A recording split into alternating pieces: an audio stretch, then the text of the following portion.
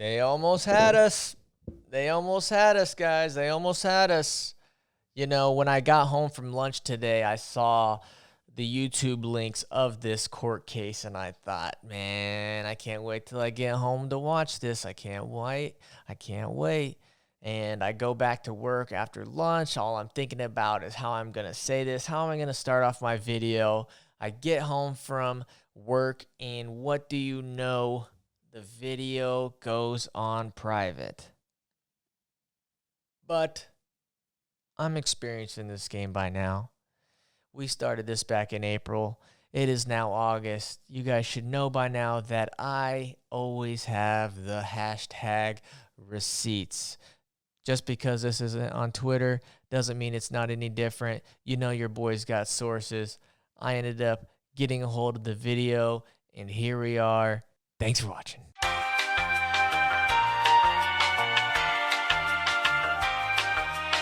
You know, normally when we do these things, I have a bunch of tweets to go off of. I've got a bunch of screenshots of tweets, a lot of back and forth.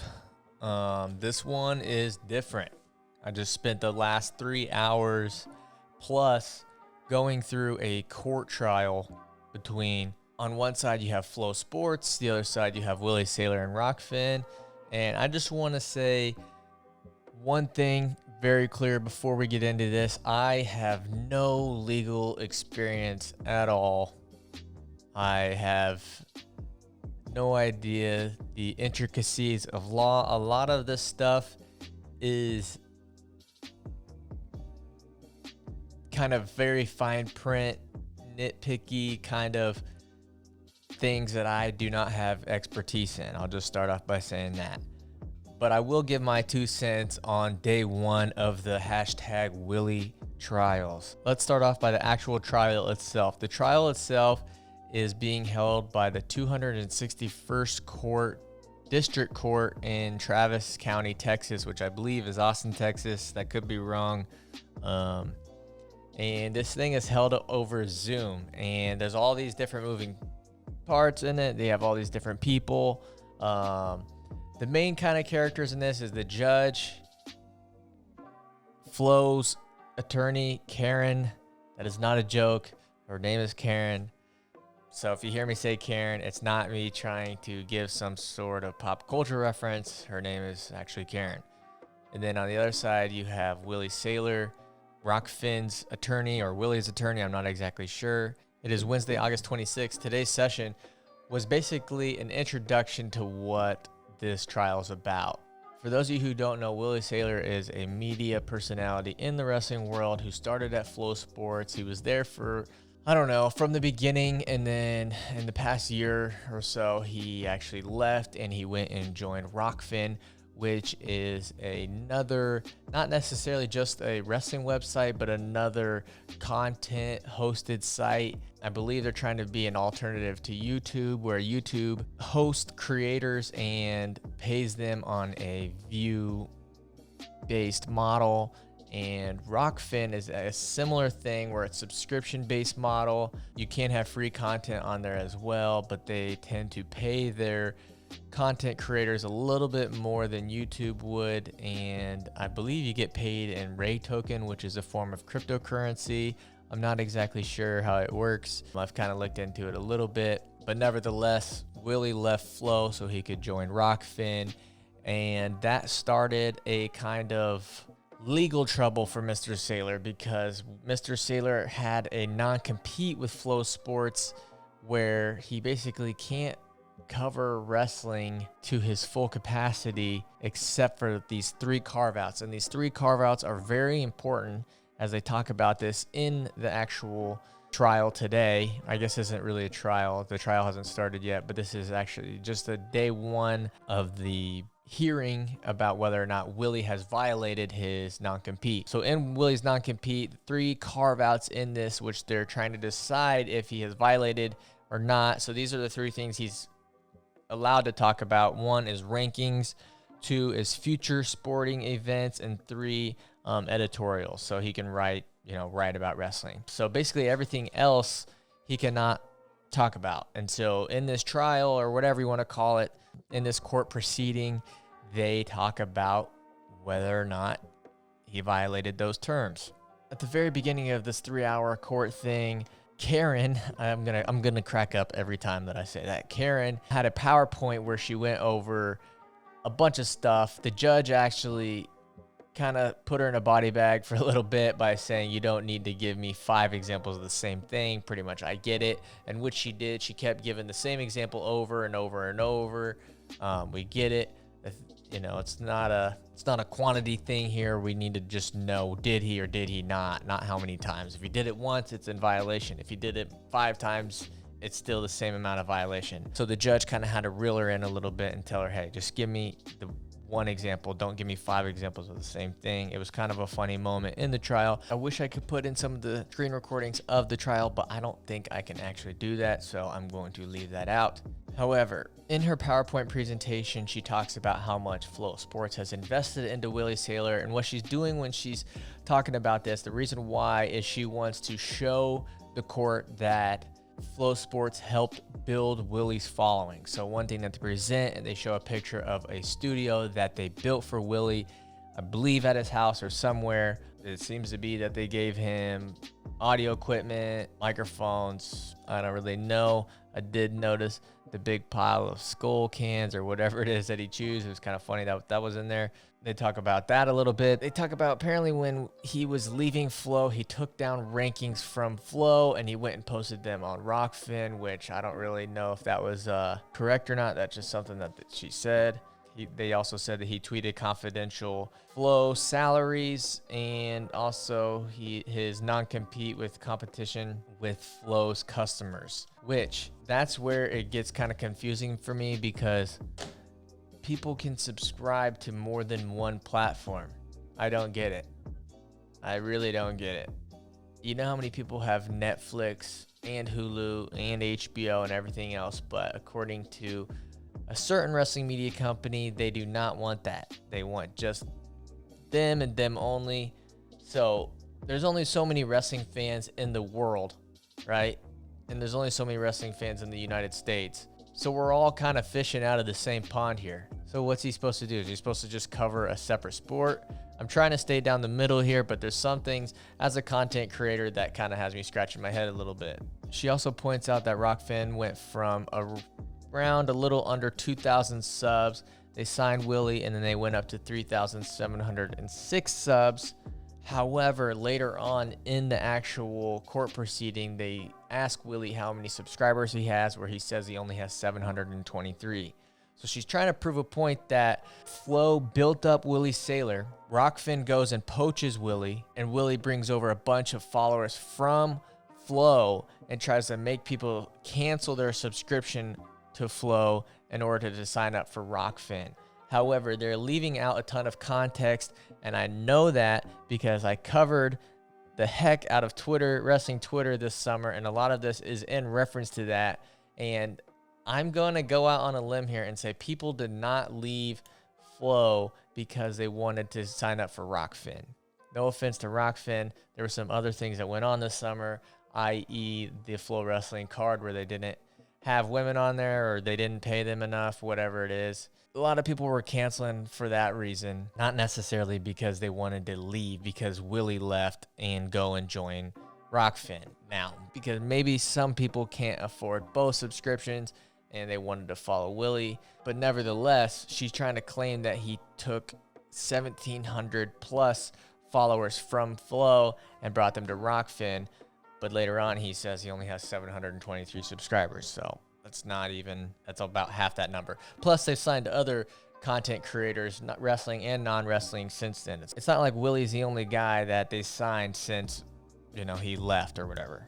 The second thing that they talk about this is the monikers, and this is where this court proceeding gets kind of comical because we're arguing over the semantics of an emoji, or emoji, should I say.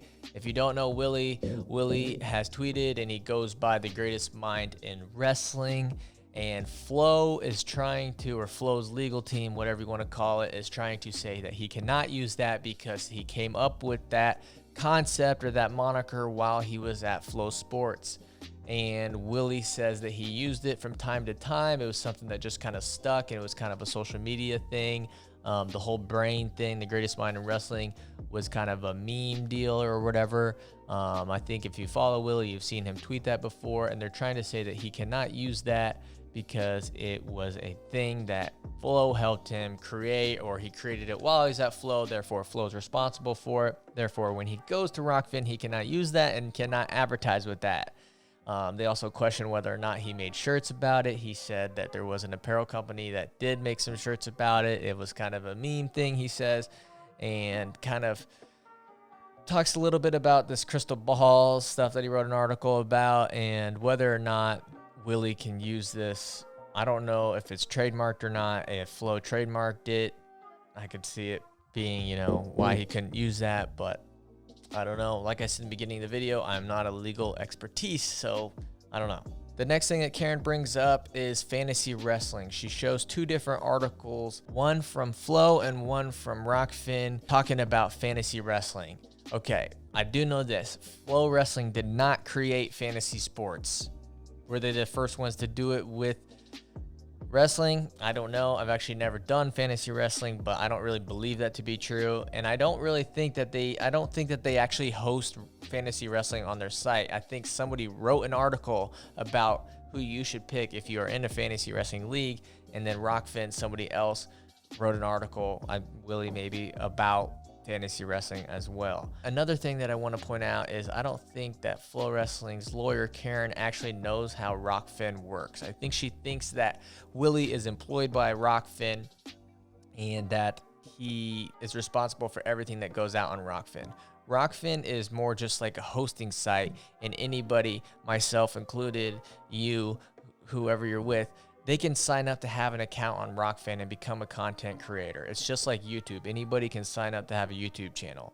So just because I put out something on YouTube doesn't mean that YouTube is necessarily responsible for it, in my opinion. I'm not exactly sure. Another thing that she talks about is recruiting and ranking. So one of the carve-outs or things that Willie is allowed to talk about is rankings and not recruiting. Willie wrote an article about recruiting, which they did say that he could write about editorial pieces, so I'm not exactly sure how that's not editorial, talking about recruits.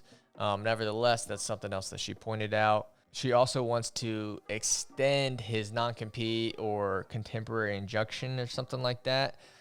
Again, not a legal expert. Every time that Willie basically breaks his rules, they want it to restart or go longer, extend it. I'm not sure. Another thing that I want to point out about this Zoom call was the judge's absolutely insane Zoom background. So you can add the virtual Zoom backgrounds. Half the time that she's talking, it's like glitching out around her head and it's looking absolutely absurd. I think she just Googled a picture of a courtroom to put behind her. I don't know why she couldn't have just brought the laptop to the actual stand in the courtroom or just had some nice looking books in the background. Nevertheless, it was very distracting. Karen also brings up Willie's follower count, basically saying that she said he started at Flo and he had 69. Or I got 69 touchdowns. You know what I mean. Followers, and when he left Flo, he has 22,000 followers. And basically she's trying to say that Flo takes sole responsibility for that amount of followers, in which Willie responds, nobody else over there has 22,000 followers. I will say that Willie had a lot of flexes in this court proceeding, one of them being his follower count. We got the very hilarious viral clip of him citing the exact amount of followers that he had. That was a good moment. Another example that Karen gives is the semantics of when Willie left, and the reason they get into when he left, they're trying to figure out whether or not he accessed something that only Flo employees should have access to, their Periscope. Did he access it after he left Flo while he was an employee of Rokfin? Willie says no. He says he didn't join Rokfin until November 5th or something like that. And she says, well, you accessed it on this date. He said that was the day after I left Flo, but I was not a Rokfin employee at that point, to which she basically says, but you knew you were going there. And he says, I had talked about it, but I wasn't. an employee yet. And at the very end, before they wrap up day one, they talk about friend of the show. He always finds a way to get into my videos, Mr. Pat Minio. Karen mispronounces the heck out of his name, which so did I the first time I did it. So Karen, I have your back on this one. His name is Pat Minio, not Pat Mineo, I believe is how she says it. And she references a post that Pat had made somewhere on the internet about how Willie and Pat have the common goal of taking Flo down. She asked Willie whether or not that was true. Did that conversation happen? He said, Willie basically responds, he has talked to him over the phone a few times, but not about specifically trying to take Flo Wrestling down. He says it is impossible to take Flo Wrestling down. Anything's possible. Anything's possible! But he does admit that they have talked on the phone about wrestling, and I'm sure that, and he says he is sure that it has come up a time or two about Flo, but not necessarily whether or not they plan to have this evil plot to take down Flo Wrestling.